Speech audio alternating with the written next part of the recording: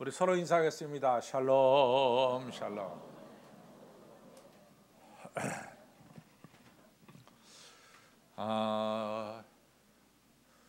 여러분과 저의 이 주소가 뭐냐? 여러분과 저는 개혁교회 교인들입니다. 개혁교회 교인들. 개혁교회 중에서도 여러분과 저는 장로교회 교인들이다. 이렇게 이제 정리를 할 수가 있겠습니다. 그러면 개혁교회 하면은 제일 먼저 떠오르는 인물이 바로 마틴 루터가 되겠습니다. 중세기의 마틴 루터가 이 카톨릭의 여러 가지 문제점들을 가지고서 이제 이 95개조 반박문을 1517년 10월 30일에 비텐베르크 대학의 걸음을 통해서 개혁교회가 이제 출발하게 됐습니다. 그 당시에 이제 마틴 루터가 종교개혁을 할 당시에는 카톨릭이 참 문제가 많았습니다. 예를 들자면은 카톨릭의 그 당시에는 교황이 한 3명 됐어요. 그러니까 지금은 교황이 1명이지만은 그 당시에는 너나 나나 교황이 되다 교황을 선포했어요. 그 교황이 3명이 됐습니다. 그 얘기는 다른 말로 말해서 참 교회가 카톨릭 교회가 매우 혼란스러웠다 이렇게 볼 수가 있죠. 또 우리가 너무나 잘 아는 대로 면죄부를 팔기 시작했습니다. 면죄부라고 하는 것은 우리의 죄를 사하는 돈 주고 사는 증서가 되겠어요. 근데 면죄부를 어디까지 확대시켰냐면은 이미 세상을 떠나신 부모님의 죄도 오늘날 아들 딸이 면죄부를 사면은 그 죄가 사해진다라고 이렇게 주장을 했죠. 그러니까 마틴 루터가 그것을 들으면서 절대로 안 된다. 그건 아니다. 이래 가지고 95개조 반박문을 쓰게 된 것이 바로 1517년 10월 30일에 종교개혁의 출발이 되겠죠. 이 마틴 루터가 그가 일생을 살면서 가장 고민했던 문제는 뭐냐? 자기가 저지른 죄, 자기가 저지른 죄를 어떻게 사함받을 수 있느냐는 거죠. 어떻게 용서받을 수 있는 거죠. 이것이 마틴 루터가 가지고 있는 가장 큰 문제였어요. 그래서 마틴 루터는 이 죄를 어떻게 사함받기 위해서 아시다시피 마틴 루터가 쩍 하면은 이 카톨릭의 수도사로 있을 때 고해성사하러 올라갔어요. 자꾸만 죄가 생각나면은 그때 유명한 일화가 있잖아요. 그 신부가 야 루터야 너 좀 죄 좀 모아서 가져와라. 하도 오니까 이런 유명한 일화도 있습니다. 그런데 마틴 루터는 이 죄를 사함받기 위해서 어떻게 되겠느냐? 이 내가 좀 내 육체에 이 고해를 하면은 고생을 하면은 죄가 사함받지 않겠냐? 이래 가지고 맨 무릎으로 계단을 기어올라가기 시작했습니다. 그래서 여러분들이 오늘날도 로마를 가게 되면은 로마에 가서 이 마틴 루터가 무릎으로 계단을 올라갔던 그 장소로 인도합니다. 그래서 여기가 마틴 루터가 무릎으로 계단 올라갔던 장소입니다. 여러분들도 한번 올라가 보십시오 하면서 공고를 해요. 근데 쉽지가 않아요. 계단 꼭대기에 올라갔다 다시 무릎으로 내려오는 게 그게 참 어렵습니다. 근데 마틴 루터가 이런 방법 저런 방법을 써도 자기 마음에 확신이 생기지 않았어요. 내 죄가 사함받았다는. 그러다가 마틴 루터가 무릎을 치면서 발견한 게 뭐냐? 내 죄의 사함은 나로부터 나오지 않는다. 나로부터.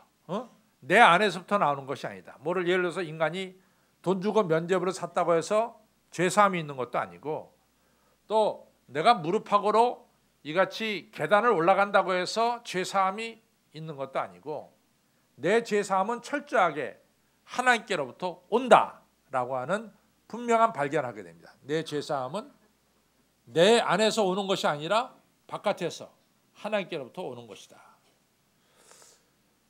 그래서 이제 마틴 루터가 이같이 죄인인 내가 어떻게 죄 사함을 받느냐? 그것은 하나님을 믿음을 통해서 죄사함을 받는다. 이렇게 이제 간단하게 얘기할 수 있어요. 그러나 그걸 좀 더 풀어서 얘기하면은 하나님께서 여러분과 저의 죄를 사해 주시려고 예수님을 보내셨어요. 예수님이 우리의 죄를 대신 지시고 십자가에 달려 돌아가셨어요. 하나님께서 예수님을 이 땅에 보내주시고 우리의 죄를 대신 지게 하고 십자가에 달려 돌아가신 요 통째의 일을 갖다가 뭐라고 말하냐면 하나님이 우리에게 주신 은혜다, 이렇게 표현합니다. 하나님이 우리에게 주신 은혜다. 그러면 이 하나님이 주신 은혜를 우리가 믿음을 통해서 우리가 의롭게 되고 구원받는다. 이것이 마틴 루터가 분명하게 발견한 진리입니다. 그래서 우리가 마틴 루터 하면은 한문으로 말하면 이신칭입니다. 이신칭이. 믿음을 통해서 우리가 의롭게 된다. 영어로 말하면은 justification by faith. 믿음으로 말미암아 우리가 의롭게 된다. 그걸 또 조금 더 풀어서 얘기하면 justification by faith through grace입니다. 그러니까 우리가 은혜를 통해서 우리가 믿음으로 구원받는다. 이것이 이신칭입니다. 이같이 마틴 루터가 여러분과 저가 하나님 믿음을 통해서 우리는 의롭게 되어 구원받는다. 이신칭의를 주장하고 개혁교회가 출발했어요. 근데 그로부터 16년 뒤에 마틴 루터는 1517년 10월 30일 날 이제 시작을 했고, 그로부터 16년 뒤에 1533년에 존 켈빈이 또 종교개혁을 시작합니다. 그래서 제가 마틴 루터와 존 켈빈은 여러분과 저하고는 뗄래야 뗄 수가 없다 그랬어요. 첫째, 우리가 개혁교인일 때는 마틴 루터와 연결되고, 또 우리가 장로교인일 때는 존 켈빈하고 연결된다, 이런 얘기를 했어요. 근데 존 켈빈은 마틴 루터가 말한 것은 맞다는 거지. 우리가 믿음으로 말미암아 구원받는 것은 맞다는 거죠. 근데 그 다음에 일어난 현상들을 보면은 구원받은 사람들이 구원받은 자로서의 거룩한 삶, 의로운 삶, 소금과 빛의 삶을 살아야 됨에도 불구하고 나는 하나님 믿음으로 말미암아 구원받았다라고 말하지만은 그 다음에 나타나는 구원받은 자의 삶의 모습이 전혀 없는 거예요. 전혀 없는 거예요. 그리고 오히려 뭐 말로는 나는 하나님 믿음을 통해서 나 구원받았다고 다 떠들고 다니는데 전혀 변화의 역사가 일어나지 않는 거죠. 그러니까 마틴 루터는, 이 존 켈빈은 이것은 종교개혁의 완성이 아니다. 종교개혁의 완성은 우리가 하나님 믿음으로 말미암아 구원받은 바로 거기서 출발해서 우리는 날마다 그리스도를 닮아가는 성화의 길로 우리가 들어서야 된다. 성화의 길로. 이것이 존 켈빈이 주장한 거예요. 우리는 구원받는 것은 똑같아. 예수 그리스도를 우리가 믿음을 통해서, 하나님이 보내주신 예수 그리스도를 믿음을 통해서 우리가 구원을 받았어요. 우리가 의롭게 되었습니다. 근데 거기서 끝나는 것이 아니라 우리는 날마다 그리스도를 닮아가는 성화의 길로 우리가 나가야 된다. 그래서 마틴 루터는 이신칭의 믿음으로 말미암아 구원을 받는다는 것을 주장했으면은 존 켈빈은 성화, sanctification을 주장했습니다. 근데 성화가 굉장히 중요한 게 뭐냐면은 우리가 예를 들어서 성경에 나오는 믿음의 선배들도 다 성화의 길을 걸었어요. 예를 들자면은 우리가 창세기 12장 1절에 아브라함이 부름을 받습니다. 근데 아브라함이 부름 받기 전에는 우리가 여호수아서에 보면 아브라함의 부모님과 아브라함의 가족이 우상을 숭배했어요. 그래서 아브라함이 부름 받죠. 그래가지고 가나안 땅에 왔습니다. 그때 나이가 75세예요. 근데 기근이 가나안 땅에 임하니까 아브라함이 그냥 하나님이 약속해 준 땅을 그냥 버리고 애굽으로 내려가요. 그래가지고 애굽에 내려가서 자기 아내 사라를 누이라고 속여요. 그러면 여기서 우리는 아브라함을 보면 아브라함이 성숙한 믿음을 가졌느냐? 그렇지 못하죠. 그렇죠? 또 그로부터 딱 10년 뒤의 일이 창세기 15장이에요. 10년이 지나도록 아브라함이 자식이 없으니까 굉장히 소침해가지고 장막 안에 숨었어요. 그래서 하나님이 아브라함을 끌어내죠. 그래갖고 야 아브라함아, 너 하늘의 별을 봐라. 내가 네 자손을 그렇게 많게 해주겠다. 라고 이제 아브라함을 다독거립니다. 근데 그 다음 장 창세기 16장으로 딱 넘어가면은 아브라함이 하갈을 통해서 이스마엘을 얻어요. 그러니까 하나님의 약속은 사라를 통해서 자식을 주겠다 그랬는데 그걸 아브라함이 못 기다리고 하갈의 몸종인 이제 이 사라의 몸종인 하갈을 통해서 이스마엘을 얻는 거죠. 근데 이것도 우리가 보면은 아브라함이 성숙한 믿음을 가졌느냐? 그렇지 못한 거죠. 근데 이러던 아브라함이 창세기 19장쯤 가면은 아브라함이 소돔과 고모라를 위해서 중보기도합니다. 소돔과 고모라는 자기가 사는 데가 아니에요. 그렇죠? 자기 조카 롯이 사는 데죠. 근데 소돔과 고모라를 위해서 하나님께 간절하게 중보기도해. 어디까지? 의인 10명만 있어도 소돔과 고모라를 멸하시겠습니까? 라고까지 기도한. 각자까지 기도해요. 그런 거 보면은 아브라함은 다른 이웃에 대한 이 사랑과 그 구원에 대해서 상당히 관심이 깊었다는 것을 알 수 있어요. 그럼 이쯤 되면 아브라함 믿음은 좀 더 성숙했죠. 그렇죠? 그러다가 창세기 22장에 가서 보면은 아브라함은 하나님께서 백세에 얻은 아들 이삭을 바치라 그러니까 두말하지 않고 모레아산에 가서 이삭을 바칩니다. 그때 하나님 뭐라 합니까? 아브라함아, 내가 이제 알았다. 네가 네 독자라도 아끼지 않고 내게 바치는 걸 보니까 네가 참으로 나를 사랑하는 줄 내가 알았다.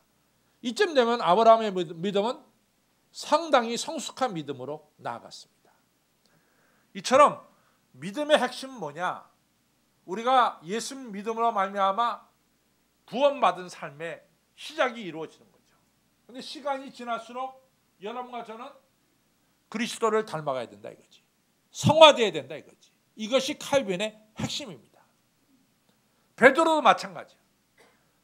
베드로가 누가복음 5장에서 예수님의 부름을 받았을 때 베드로는 예수님을 따랐지만 완전한 사람은 아니었어요.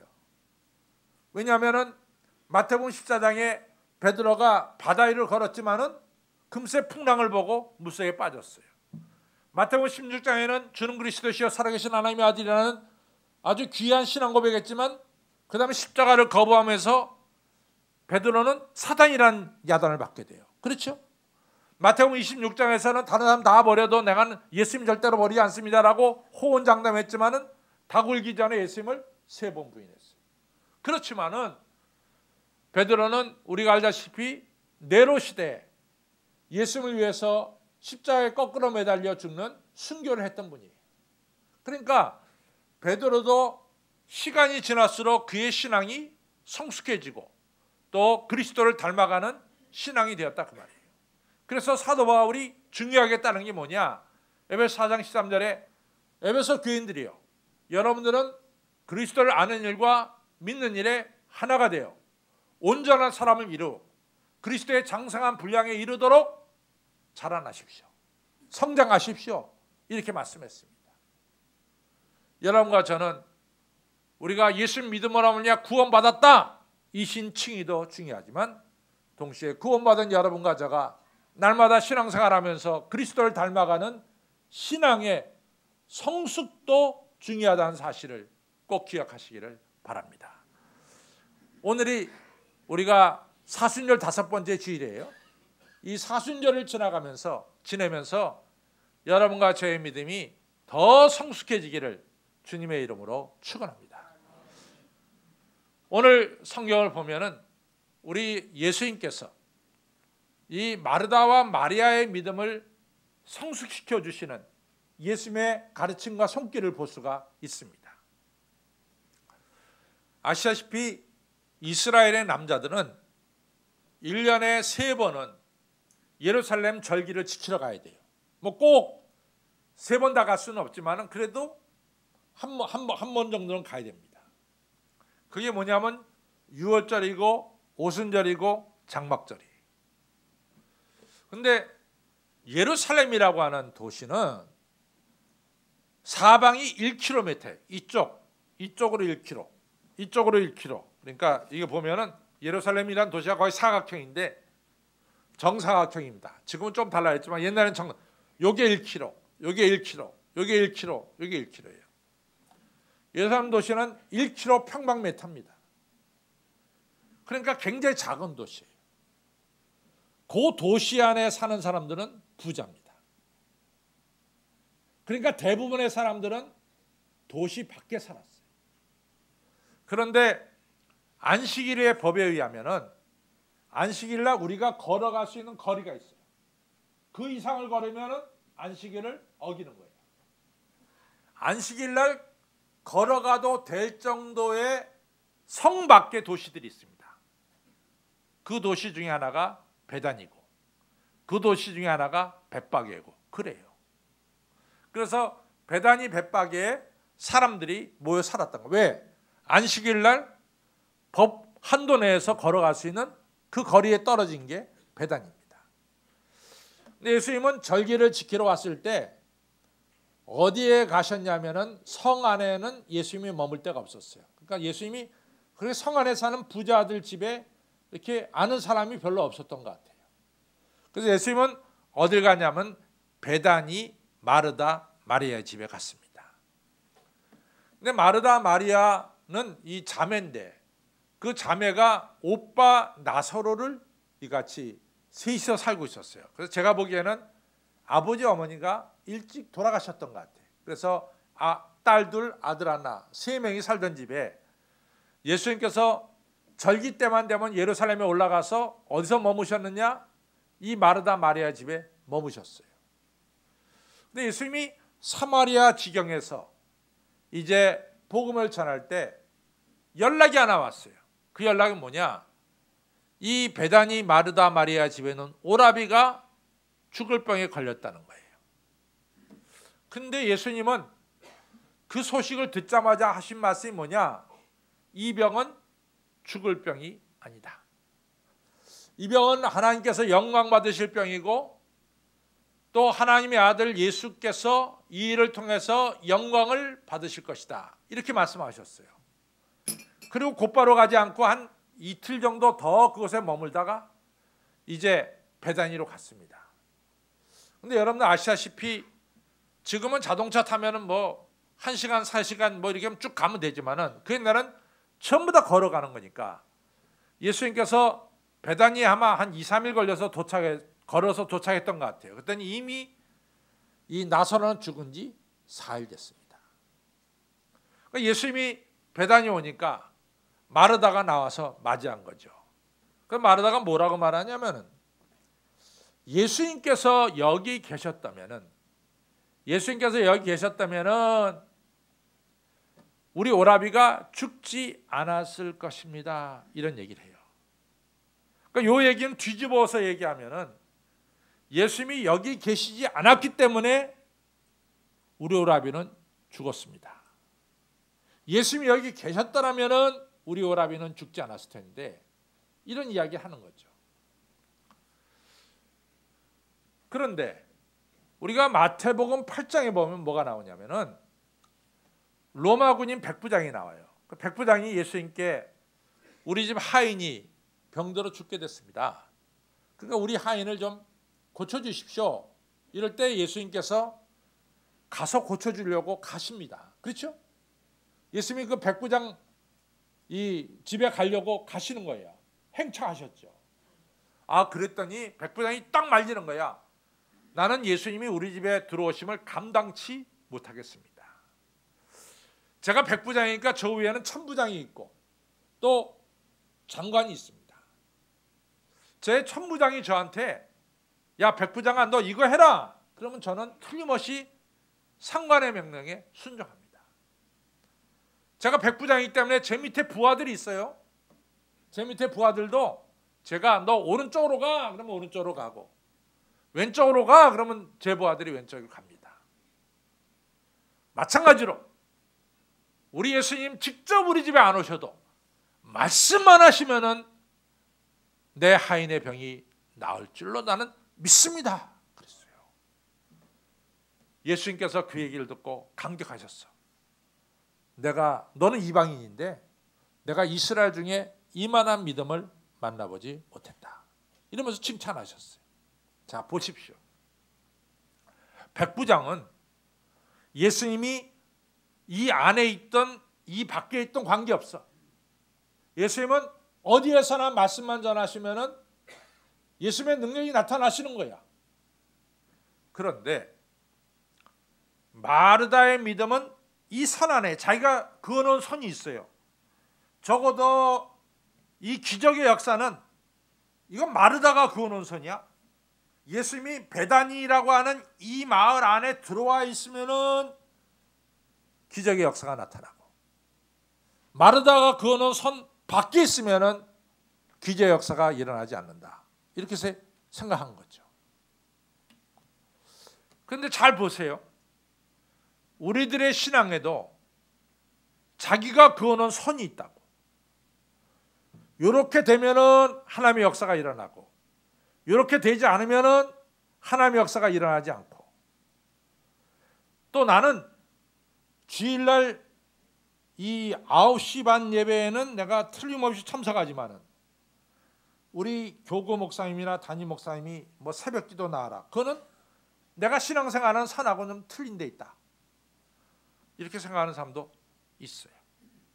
자기 나름대로 선이 있대도 그 선을 넘어서 신앙생활 한다는 것은 조금 불가능하게 느껴지는 사람들이 많다고요. 여러분들, 어떤 신앙이 조건 아니에요, 이게? 예수님이 이 안에 있으면은 내 오라비의 병이 낫고, 이 안에 있지 않으면 그 조건을 넘어서면은 내 오라비의 병은 낫지 못하고, 그렇게 조건과 선을 그어놓은 이상은 여러분과 저의 믿음이 자라나지 않습니다. 신앙에는 선이 없고 조건도 없는 거예요. 여러분과 저는 주 앞에 나오는 데는 어떠한 선도 어떠한 조건도 없는 거예요. 성도 여러분, 새벽 기도에 나오십시오. 목사님, 나는 예수 믿을 때부터 새벽 기도에는 안 가기로 작정하고 예수 믿습니다. 그런 게 아니래도, 그런 게 어딨어? 예수 믿는데 무슨 자기가 거는 선이 어딨어? 여러분과 제가 예수 믿는 데는 선이 없습니다. 선을 넘어설 때만이 우리는 신앙이 성숙하게 된다는 사실을 꼭 기억하시기를 바랍니다. 예수님께서 그 얘기를 들으시고 마르다에게 이런 말씀을 하세요. 야, 마르다야, 네 오라비가 살 줄을 네가 믿느냐? 그랬더니 마르다가 그 말을 듣고 말하기를, 네, 제 오라비가 살 줄을 제가 믿습니다. 마지막 날 부활 때 이 제 오라비가 살 줄을 믿습니다. 이렇게 대답한 거예요. 이 대답이 참 재밌는 거예요. 이스라엘 사람들 중에는 부활을 믿는 사람도 있고 부활을 믿지 않는 사람도 있어요. 예를 들어서 사두개파 사람들은 부활을 안 믿었어. 바리새파 사람들은 부활을 믿었어. 근데 이스라엘 사람들이 부활을 믿을 때 그 부활은 어떤 형태로 이루어지냐면은 하나님께서 이 우주 만물을 창조하셨단 말이죠. 그런데 하나님이 이 우주 만물을 아주 새롭게 재창조하시는 날이야. 부활하는 날이. 우리 눈에 보이는 삼라만상을 하나님이 새하늘과 새 땅으로 새롭게 창조하시는 날이야. 그날은 의롭게 죽은 자가 다 살아난 날입니다. 그게 마지막 날이야. 그래서 이 마지막 날은 동쪽, 남쪽, 북쪽 어느 곳에 있는 사람이든 다 마지막 날은 눈으로 확실하게 볼 수 있다라고 생각했어요. 그러니까 마르다는 주저없이 대답한 거예요. 맞습니다. 예수님, 내 오라비가 마지막 날 의인이 부활할 때 제 오라비가 이같이 부활할 줄을 제가 믿습니다. 그랬어요. 그런데 예수님이 말씀하시는 말씀은 그것이 아니라 네 오라비가 마지막 날 부활하는 것이 아니라 바로 이 시간, 이 순간 네 오라비가 부활할 것을 네가 믿느냐 이거였어요. 마르다는 이론적으로는 부활을 신앙을 가졌어. 맨 마지막 날 의인이 부활한다고 하는 이론적인 신앙을 가졌어. 그러나 중요한 것은 바로 이 시간 하나님의 역사가 나타난다고 하는 능동적인 신앙, 역동적인 신앙을 가지지 못한 거예요. 마가복음 5장에 나오는 열두 혈루병 걸린 여인은 12해 동안 자기 병이 고쳐지지 않았어요. 그러나 그 여인은 오늘 이 시간 내가 예수님의 옷자락을 붙잡으면 내 병이 나을 줄로 나는 믿습니다라고 믿고 예수님의 옷자락을 붙잡았을 때 그 병이 치유받았어요. 이것이 바로 역동적인 믿음이에요. 우리가 마태복음에 보면 수로보니게 여인이 나와요. 15장에.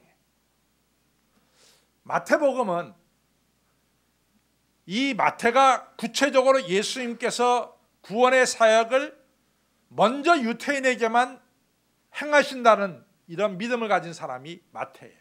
마태는 유태인이니까. 그러니까 예수님이 시돈 지방에 갔을 때 수로보니 여인이 찾아와서 말합니다. 예수님, 내 딸이 귀신 들려서 아주 흉악하게 됐는데 내 딸을 고쳐주십시오. 그때 예수님 뭐라고 대답하시냐면은 나는 이스라엘 사람들의 잃어버린 양을 찾으러 왔지 너같이 이방인을 위해서 온 것이 아니다. 이렇게 대답하십니다. 또 내 딸을 고쳐주십시오 그랬더니 예수님이 두 번째 말씀하신 건 뭐냐? 야, 주인의 자식들에게 줄 떡을 개들에게 던짐이 마땅치 않다. 그때 그 당시 이방인들을 개, 돼지 취급했거든요. 개들에게 던짐이 마땅치 않다. 이스라엘 사람에게 줄 떡을 이방인 너에게 주는 것이 마땅치 않다. 이랬단 말이죠. 그 얘기는 그 당시에 유대인들이 가지고 있는 생각이었어요. 이론이었어요. 하나님의 은혜는 유대인들, 이스라엘 사람들에게만 임한다. 이런 이론을 가지고 있었어요. 그랬더니 수로보니 여인이 뭐라고 대답하냐면은 예수님, 개들도 주인의 상에서 떨어지는 부스러기를 먹고 삽니다. 하나님의 은혜는 유대인들에게만 임하는 것이 아니라 우리같이 이방인들에게도 하나님의 은혜는 임해서 기적이 일어납니다. 수로보니게 여인은 그 당시 가지고 있던 이론적인 신앙을 뛰어넘어서 하나님의 은혜는 이방인인 우리에게도 임한다라고 생각한 거예요. 그랬더니 예수님 뭐라고 했어요? 내가 이스라엘 중에 이만한 믿음을 만나보지 못했다. 여인아, 네 딸이 병에서 나을지어다. 그 순간 그 딸이 병에서 낫는 기적의 역사가 일어났어요. 이것이 바로 역동적인 신앙이에요. 오늘 여러분은 9시 반에 그냥 습관적으로 예배드리는 것은 이거는 그냥 습관적인 신앙이야. 그러나 오늘 이 시간, 바로 이 시간, 하나님께서 내 병을 고쳐줄 줄 확신하고 믿는 이 신앙이 바로 역동적인 신앙입니다. 오늘 이 자리에 하나님의 역사가 나타나서 내 병을 고쳐주시고 내 기도를 응답해 주시고 하나님께서 나에게 이 순간 은혜를 베풀어 줄 것을 믿는 것이 역동적인 신앙이에요. 이것이 살아있는 신앙이고 이 신앙이 여러분과 저의 신앙을 한 단계 더 주님을 닮아가는 성숙한 신앙으로 만들어 주시는 거예요. 오늘 예수님은 어떤 선을 긋고 있는 마르다에게 마르다야, 그 선을 넘어서라. 이론적인 신앙을 가지고 있는 마르다에게 마르다야, 신앙은 이론적인 게 아니야. 신앙은 바로 이 순간 하나님의 역사가 나타나는 것을 믿는 역동적인 신앙을 가져야 돼. 그래서 예수님이 말합니다. 마르다야, 잘 들어라. 나는 부활이요 생명이니 나를 믿는 자는 죽어도 살겠고 살아서 믿는 자는 영원히 죽지 않는다. 네가 이것을 믿느냐? 네, 제가 믿습니다. 그러고 나서 예수님은 죽은 지 4일 된 나사로를 무덤에서 나오라 그럴 때 그 부활은 마지막 날의 부활이 일어난 것이 아니라 바로 이 순간에서 죽은 지 4일 된 나사로가 무덤에서 나오는 이런 기적의 역사가 일어났습니다. 성도 여러분, 여러분의 신앙이 어떤 여러분들 스스로 선을 긋고 그 안에서만 신앙생활 하려고 들지 마세요. 그 선을 넘어서야 됩니다. 그 선을 넘어서야 됩니다. 언제 하나님이 여러분들 보러 새벽 기도에 너는 나오면 절대로 안 된다 그렇게 말한 적 어디 있어요? 언제 여러분들에게 하나님은 너 꼭 주일날 9시 반 예배만 드려라 그런 얘기 한 적이 어딨냐? 여러분들 스스로 선을 긋는 거야. 그 선을 긋는 한 믿음이 자라잖아. 그 선을 뛰어넘어야만이 믿음이 자라는 거예요. 신앙은 이론 여행이 아닙니다. 신앙은 바로 이 시간, 이 순간에 하나님의 역사가 나타남을 믿으시기를 바랍니다. 그래서 칼빈은요, 우리 신앙의 성숙을 위해서 칼빈이 딱 들고 온 것은 사도행전 2장 42절이에요. 우리가 신앙생활하면서 성숙해야 되는데 사도행전 2장 42절처럼 첫째는 사도의 가르침을 받아야 되고 이처럼 하나님 말씀을 듣고 배워야 되고 두 번째는 성도의 교제를 가져야 된다. 근데 이 성도의 교제를 많은 사람들이 착각하고 있어요. 그것은 성도의 교제는 커피 시켜놓고 서로 이야기하는 게 성도의 교제라고 생각한다고. 근데 성도의 교제는 그게 아니라 서로의 섬김을 말하는 거예요. 섬김을. 오늘 할렐루야 대원들이 할렐루야로 섬기는 것이 성도의 교제래요. 이 섬긴다고 하는 것이 얼마나 중요하냐면요, 섬길 때 하나님의 능력을 체험합니다. 섬길 때. 제가 가끔 얘기하지만은 제가 이제 신학대학을 졸업하고 교회 전도사로 일할 때요, 이 사람이 사실은 하룻강아지 법무 무서운지 모른다고 이 아무것도 모르는 게 말이지 전도사가 뭘 알겠어. 그 앉아가지고 이렇게 목사님 설교하시는 거 보면은 야, 내가 저 자리 서면 당신보단 내가 더 잘할 것 같아. 이런 아주 오만하고도 교만한 생각을 갖습니다. 근데 제가 글쎄 그런 교만한 생각을 품고 있다가 글쎄 느닷없이 28살에 담임 목사가 됐어요. 담임 목사가 돼가지고 제가 전도사 때 내가 그 자리에 서면 담임 목사님보다 훨씬 더 많은 설교를 할 수 있겠다라고 오만하게 생각했었는데 제가 딱 담임 목사가 돼서 설교를 하고 시작하니까 딱 6번 설교하니까 끝나더라고. 설교가 6번이면 바닥이 났어. 그게 현실이었어요.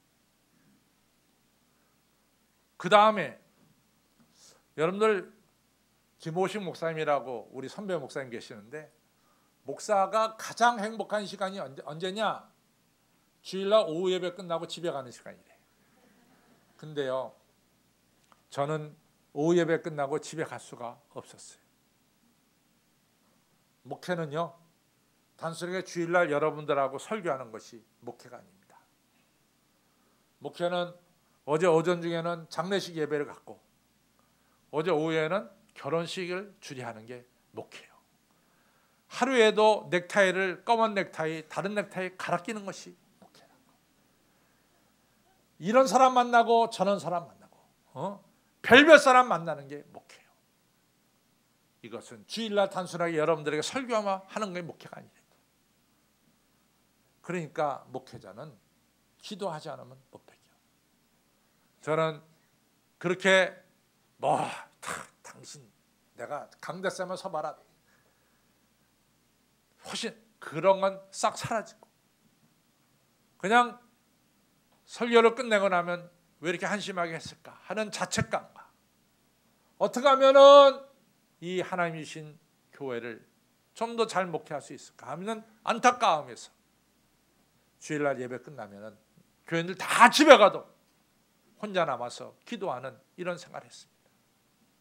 이처럼 우리가 어떤 일을 맡았을 때는 그 일을 하나님께 영광 돌리려고 잘하려고 애쓰고 기도할 때 능력이 만드는 거예요.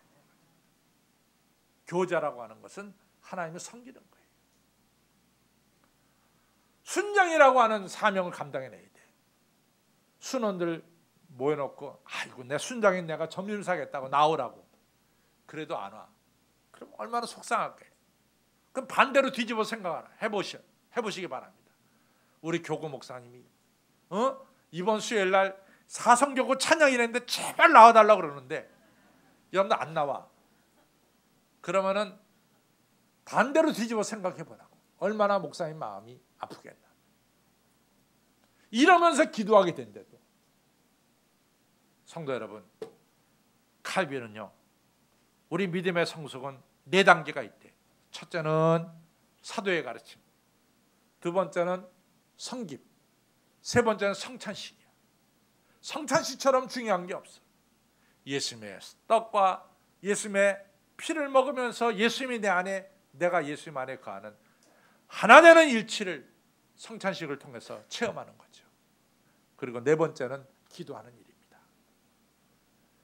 사도행전 2장 42절은 이 네 가지를 말씀하고 있습니다. 사순절을 지난 여러분들, 나는 헌금은 이거 이상은 절대로 안 돼. 그런 게 세상에 어디 있어요.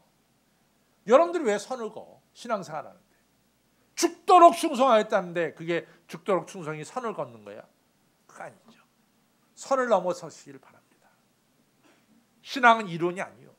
지금 이 시간, 이 순간에 하나님은 역사하심을 믿으시고 오늘 병을 낫고 돌아가시기를 바랍니다. 치유받고 돌아가시기를 바랍니다. 이것이 살아있는 신앙이에요. 그래서 사순절 기간 동안 여러분과 저의 신앙이 성숙되기를 주님의 이름으로 축원합니다. 기도하겠습니다. 아버지 하나님 감사합니다. 오늘 이처럼 저희들 하나님께 예배드리며 신앙의 성숙이 되어지기를 바랍니다.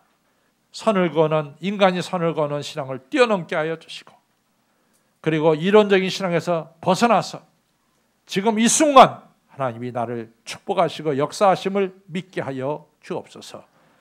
그래서 그리스도의 장성한 분량에 이르도록 우리의 신앙이 자라나는 2015년 사순절 기간되게 하여 주시옵소서.